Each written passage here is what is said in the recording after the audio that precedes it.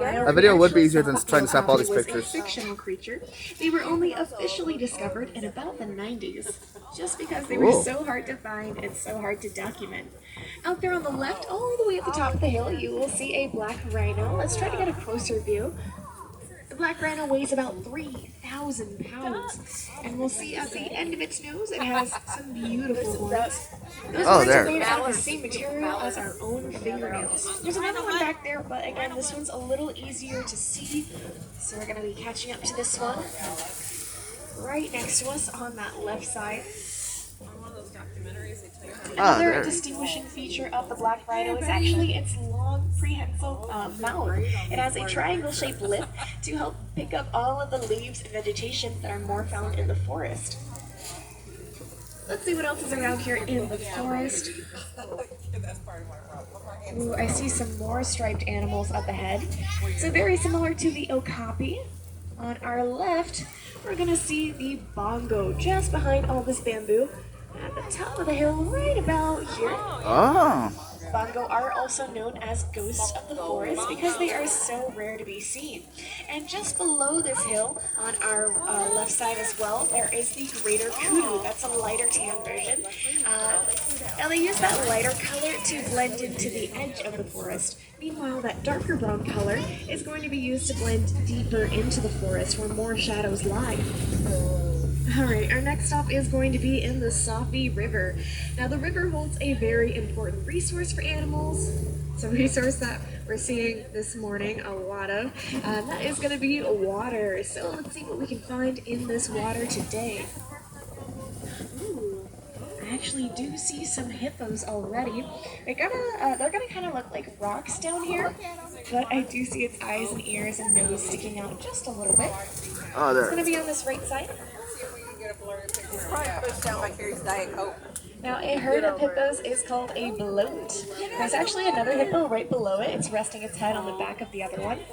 Oh, and we're seeing more of a bloat on our left. Oh, so was the baby. Oh, there she is. She is super adorable. Playing with the ducks. It's getting out of the water, guys. It's chasing the ducks. I believe she's about 7 or 8 months old. Aww. And she's very curious of her surroundings, and we're very happy to see that. When she was born, she was around 85 pounds and about the same size as a football, so she has been growing up big and strong. That's good. Right in front of all those hippos, we're also seeing some big pelicans.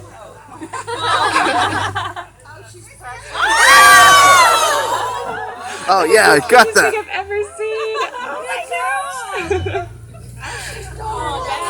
Showing off. That made my day. I'll tell you. She loves the attention. Alright, let's see what else is around here. That was cute. There are going to be a couple more hippos down by the waterfall over there if you can spot them. They can hold their breath for quite a while, about 8 minutes at a time. Oh. And on our left, we're also seeing the Nile Crocodile. Do me a favor and keep an eye on those guys for me as we cross this bridge. Get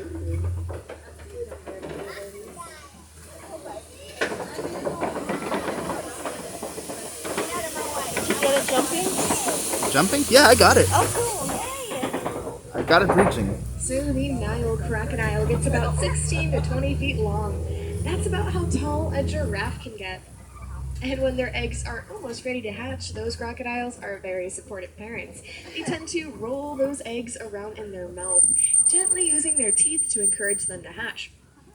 Now you might have noticed that they weren't moving too much. That is because they are opportunistic predators. That means that they will stand still for the most part and just wait for their prey to come to them. Once they feel movement in the water or around them, they will snap to attack. Now you might notice that we are not moving a little bit. That is because earlier we had a little bit of a giraffic jam. That's what they call traffic jams out here. A giraffe did stop on the road for a little bit, causing a bit of backup. It tends to get moved out of the way pretty quickly, or they tend to cross the road on their own. But sometimes it can cause some backup, even all the way back here. So we'll just have to wait a bit to see if that backup is going to get cleared up. Sounds like they are back on the move. And we're starting to see that movement as well. Now, fingers crossed it doesn't happen again, but giraffes are a herding animal, so when one crosses the road, sometimes the others follow as well. And we'll see what happens.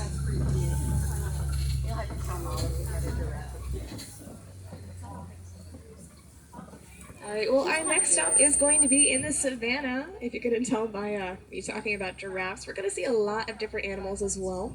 But before we see those animals, I'd actually like to stop by my favorite tree. It's going to look a little funny, and it sticks out a bit. Here it is coming up on the right. That is the Baobab tree. Now, although it looks a little funny, it has many interesting nicknames. One of my favorites is the upside down tree. That's because it looks like it's upside down. But there is also a very interesting African folktale to go along with that nickname, and it goes a little something like this. As the creator was making this land, he laid down everything perfectly where he wanted it. Then he looked inside his bag of creations and saw that he forgot to put down a tree. So he tried to find a place to put it. But everything was just too perfect. So he threw the tree over his shoulder. It happened to land upside down with its roots in the air. And now, all Baobab trees look like that. As we're coming down, we're seeing all of those animals. There's zebra, there's giraffe. We'll even see some springbok and wildebeest in the distance. But starting off on that right side, that is the Hartman's mountain zebra. If you ever wanted to know that age-old question, if a zebra is black with white stripes or white with black stripes, all you gotta do is look at the color of their nose. So in these ones, they have a black nose. That means that they are black with white stripes. And as for this giraffe, that is the Maasai giraffe. I can tell that because they have a very squiggly pattern. There are other species of giraffe out there who tend to have a more square rectangular pattern in comparison. So if they had that square structured pattern out here right now, then instead I'd be calling them the reticulated giraffe. We can definitely tell that a lot of giraffe have been through this way over the many years. If you look at these trees, you might notice that all of the leaves have been eaten. Right where the leaves start to grow again is about how far a giraffe can reach. They are pretty tall, standing at about 20 feet at adulthood, but they can reach up just a little bit farther to bring down those branches and eat all of those leaves. Out here on the left, we're seeing a whole herd of African wild dogs. These guys are also known as the painted dog because of the way their coat looks like somebody painted on them. Each coat is very unique to each African painted dog, and it helps them recognize each other within their own pack. They are a very tight-knit family. They actually have a really adorable morning ritual. Every time they wake up, they will greet everyone in the pack and make sure that everyone has been greeted, and they will not start their day until they have done so. On our right, we're also seeing the Ankole cattle. They have those massive horns on both sides of them. Both the male and the female of the species will have these horns, and just one of those horns will get about 3 to 4 feet long all the way across. So putting both horns together, that is about 6 feet long from one side to the other. On our left, we're seeing some more giraffe, but I also see one of the babies. Oh, look at it! Into that food. So that one is about half a year old. Oh. He was born in June of 2021. When he was born, he was about 6 foot tall, 180 pounds. So almost the size of a full-grown person. Big boy. We're going to be passing by some termite mounds. These termite mounds are made out of dung, clay, spit, and dirt. They're about as strong as cement, and sometimes elephants will use them as back scratchers. There's even certain types of antelope out there who like to stand on them in order to watch out for predators that might be around. A couple more giraffe on our left. We're going to see lots of them all around. A herd of giraffe, when they're all standing still, is called a tower. But if they're all migrating on a very big journey, then we call that a journey. We're also going to swing back around to see the zebra again. Now, a herd of zebra is called a dazzle. A dazzle usually consists of 1 stallion, 2 to 5 females, and their offspring.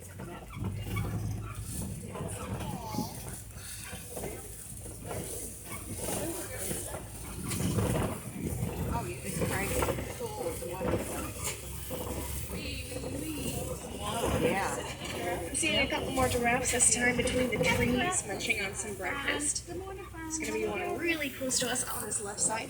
You can see how they're using that long, prehensile tongue to help them grasp at those leaves. I see it. Now, a giraffe's tongue is actually about the same size as a human's that one. forearm. Move to the next So if one. you look at your Wow. arm right now, it could be the same size as that guy's tongue. Look at him They go. use that long tongue to fill up all of their stomachs. They have about 4 compartments to their stomach, very similar to a cow's stomach. Another one going to be on our right through those trees, all the way in the back. Pretty much everything about a giraffe is very tall and very long, including their long legs. Whenever they need to, for self-defense, they will stand on one leg, kicking the other 3 out in all directions to protect themselves.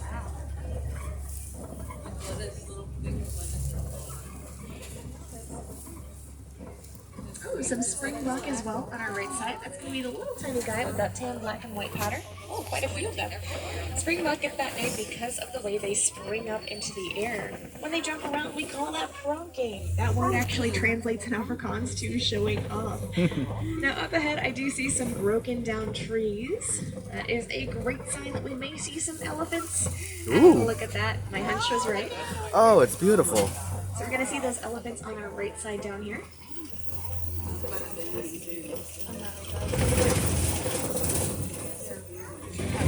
Now, it looks like it's just one elephant so far. I would like to see some more, so we are going to be following their migration pattern to find the rest of the herd. These elephants, they have to migrate in order to eat all the food that they need. They spend about 12 to 18 hours a day just eating. That is a lot of food. Now, we actually had a problem with that back in the village. We had noticed that elephants were eating the farmers' crops, so we had to think of a way to keep those elephants safely away. We soon found out that elephants do not like bees. They tend to sting their delicate skin, so they'll remember where beehives are and they try to stay away. That way they don't get stung. So with that knowledge, we made a little invention called a Beehive Fence. That is a fence with a beehive on top. The farmers placed it next to their crops, and it basically acted as a scarecrow for elephants, keeping them all away. So now those farmers had beautiful crops, those elephants found safer places to eat, away from humans, bees, and poachers, and as an added bonus, the farmers now had honey to sell. So it was quite the win-win-win situation.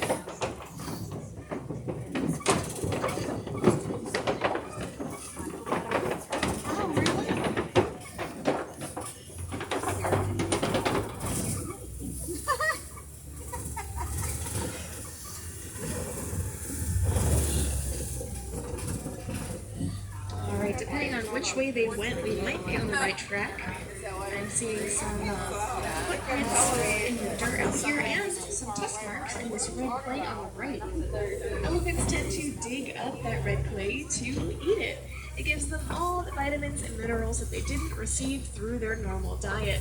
So it's very similar to how us as humans, we tend to take vitamins or supplements.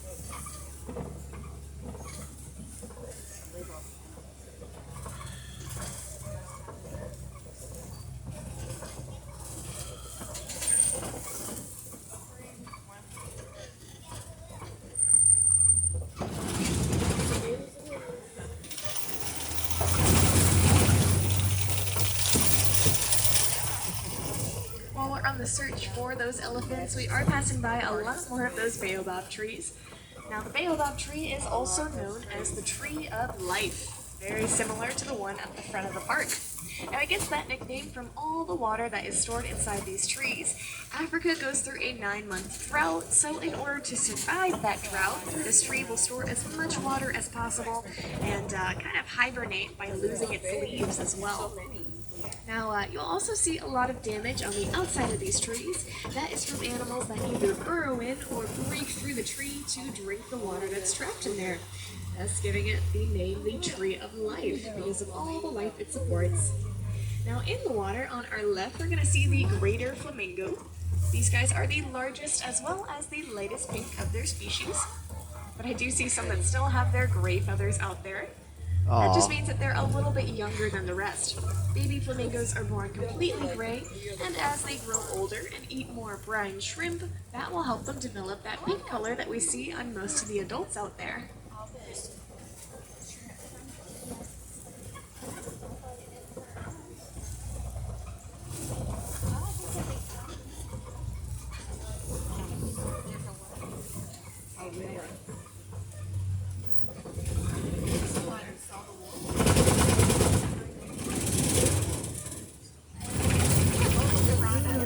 here on our left, we're going to see the white rhino. Ooh.